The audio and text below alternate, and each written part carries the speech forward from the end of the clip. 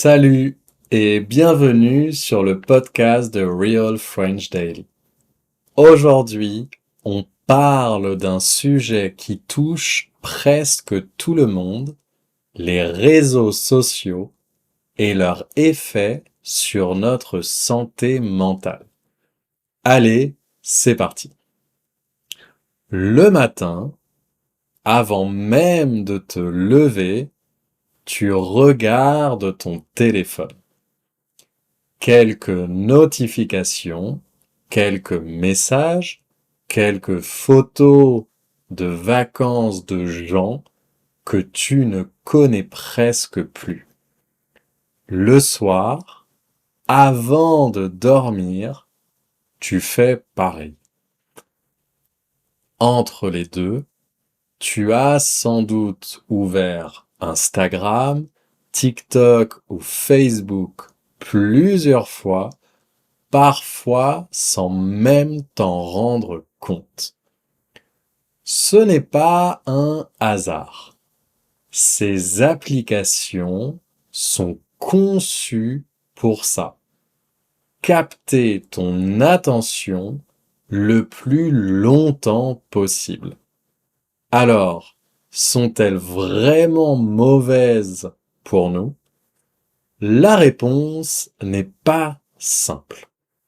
D'un côté, les réseaux sociaux permettent de rester en contact avec des amis à l'étranger, de découvrir des idées, de suivre l'actualité, de trouver une communauté quand on se sent isolé.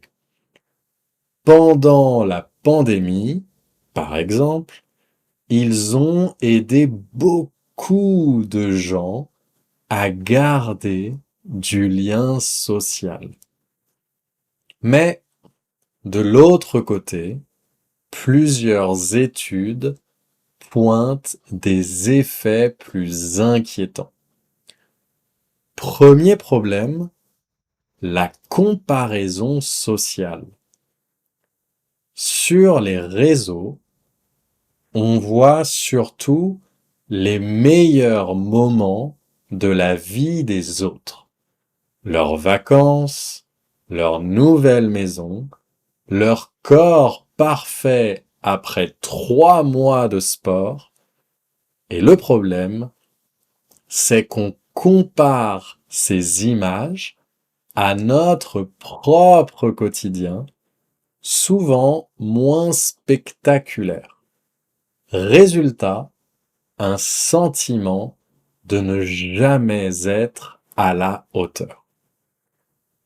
En France, une enquête publiée en 2025 montre que les jeunes de 15 à 24 ans passent en moyenne plus de 3 heures par jour sur les réseaux sociaux. Et parmi eux, une part importante déclare se sentir plus anxieuse ou moins satisfaite de sa vie après une longue session de scroll. N'oublie pas de liker cette vidéo, c'est très important pour le référencement du podcast. Merci. Deuxième problème, le sommeil. La lumière bleue des écrans et le flux continu de contenu retardent l'endormissement. On se dit encore 5 minutes et 1 heure plus tard, on est toujours devant son téléphone. Troisième problème, la dépendance. Ces applications utilisent des mécanismes proches de ceux des jeux d'argent. Notifications, likes, petite récompense imprévisible. Le cerveau adore ça et il en redemande. Beaucoup de gens décrivent un vrai sentiment de manque quand ils n'ont plus accès à leur téléphone. Il y a aussi la question du harcèlement en ligne, particulièrement chez les adolescents. Des messages méchants, des moqueries, parfois de vraies campagnes de harcèlement qui peuvent avoir des conséquences graves sur l'estime de soi. Face à ces constats, certains pays commencent à agir. En France, l'usage des téléphones portables est interdit dans les collèges depuis 2018. Et le débat sur l'âge minimum pour s'inscrire sur les réseaux sociaux revient régulièrement au Parlement. Mais faut-il vraiment tout arrêter? Pas forcément. Beaucoup de spécialistes parlent plutôt d'un usage plus conscient. Se poser des questions simples. Pourquoi j'ouvre cette application maintenant? Qu'est-ce que je ressens après l'avoir utilisée? Est-ce que ce compte que je suis me fait du bien ou me fait plutôt sentir mal? Certaines personnes choisissent de désactiver les notifications ou de garder leur téléphone hors de la chambre la nuit.